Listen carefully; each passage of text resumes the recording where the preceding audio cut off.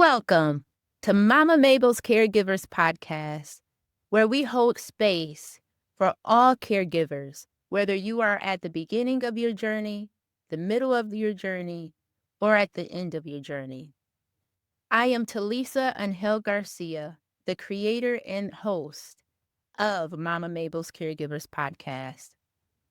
Today's episode is different.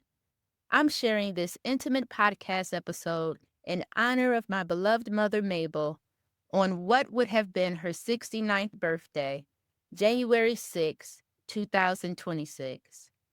I honor my mother, not as an idea, not as a symbol, but as a woman who loved deeply, a woman who carried wisdom quietly, a woman whose presence still shapes how I show up in this world, even in her absence.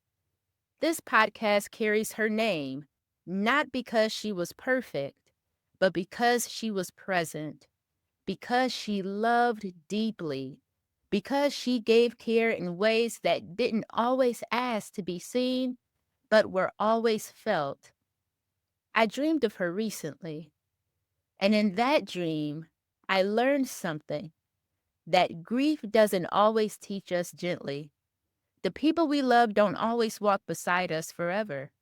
Sometimes they stand still, just so we can learn how to walk on our own. My mother didn't disappear from my life when she passed. She transformed. She lives now in the way I hold space, in the way I listen without fixing, in the way I choose compassion over urgency. This episode is dedicated to her and to every caregiver who has lost someone who once anchored them. May you know this: you are not alone. You are not abandoned. And the love that shaped you did not end, it evolved. Let's get into it.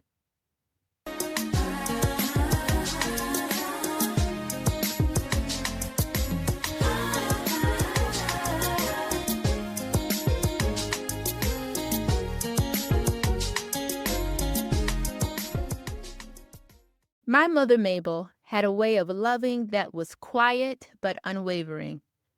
She was nurturing without being overbearing, strong without being hardened, caring in ways that felt safe. She noticed people. She remembered what mattered to them. She showed up, even when she was tired, even when life asked more than it should have. Caregiving wasn't something she talked about. It was something she lived. And long before I understood what caregiving really meant, I watched her do it with grace. In a dream I recently had, I was back at the church I grew up in. Same building, different version of me. I wasn't a child this time. I was who I am now. And the sanctuary was full. Every seat occupied, no empty pews, no place to slip in unnoticed. That detail stayed with me because sometimes life fills up before we feel ready. I remember walking in and realizing I could barely see. Everything was blurry. I could make out shapes, movement, color, but not clarity. And what struck me wasn't fear, it was vulnerability. I was moving forward without being able to fully trust my vision. A childhood friend reached for my arm and guided me to my seat. She didn't explain. She didn't rush. She just walked with me. And that felt familiar. Because many of us caregivers don't need answers. We need companionship. I woke up realizing how often caregivers are navigating life with limited clarity, emotionally, physically, spiritually, while still being expected to lead, to support, and show up. We're praised for our strength, but rarely asked about sight. And maybe that's the first truth we need to sit with. You can be strong and unsure at the same time. When I looked toward the choir stand in the dream, everything else remained blurry, but I could see my mother clearly. She wasn't younger. She wasn't frail. She wasn't reaching for me. She was watching me, concerned, present. Unable to step down from where she stood, that moment held both comfort and ache. Because there's a particular kind of grief that doesn't scream, it watches. Some of you listening know exactly what that feels like. You don't just miss the person, you miss the version of yourself that existed when they were still here.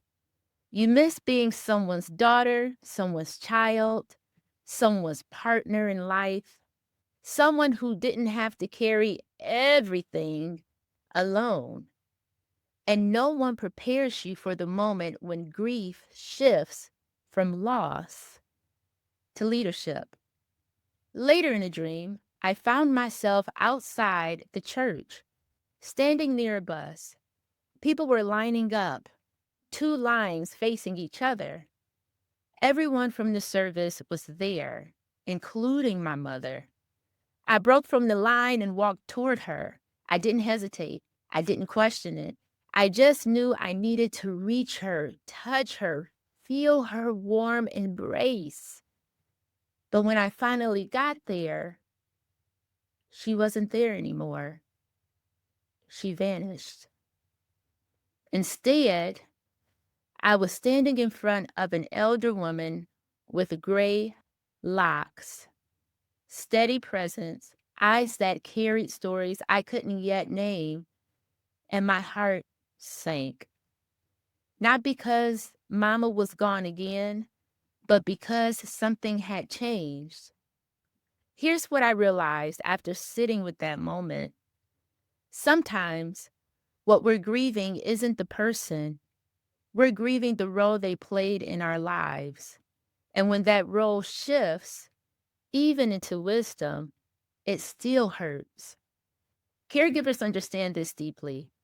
We grieve routines, we grieve identities, we grieve being held, and we often feel guilty for it. But here's the part that surprised me. The dream didn't end in fear, it ended in awareness. I wasn't meant to follow my mother onto that bus. I wasn't meant to stand where she once stood.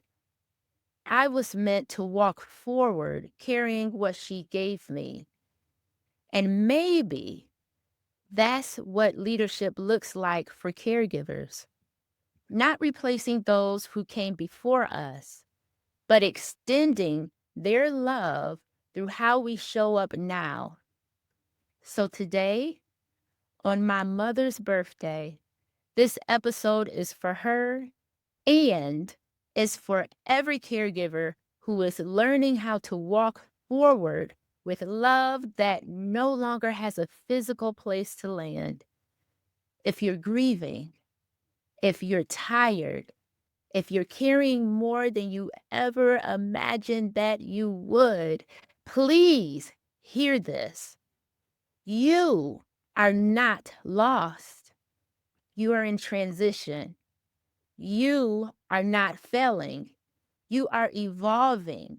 And you are not alone, even when the path feels unfamiliar.